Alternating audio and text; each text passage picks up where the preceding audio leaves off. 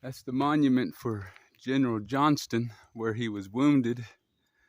Over here is the peach orchard, where the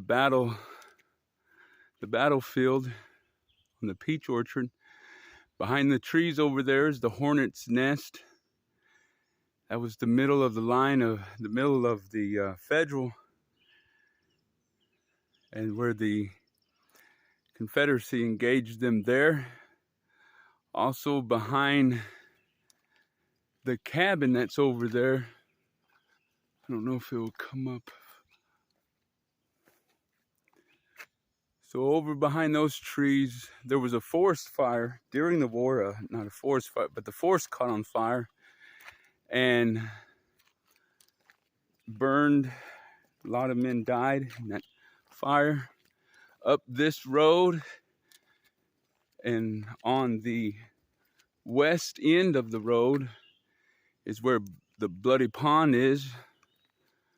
That's where both sides took shelter. The wounded at Bloody Pond has a lot of fish in it today. And so here's a marker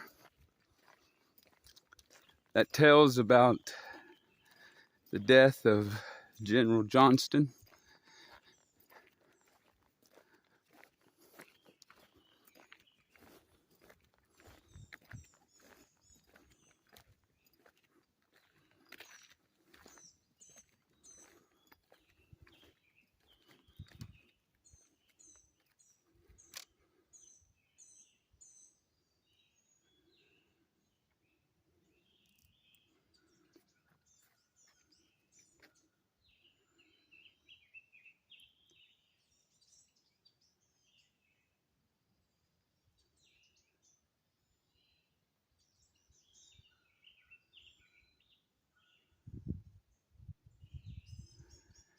Today we must conquer or perish.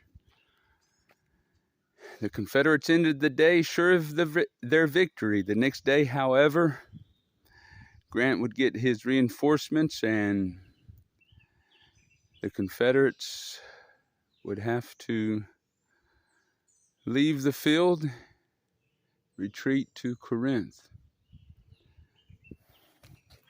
They lost their general and lost Shiloh and Corinth.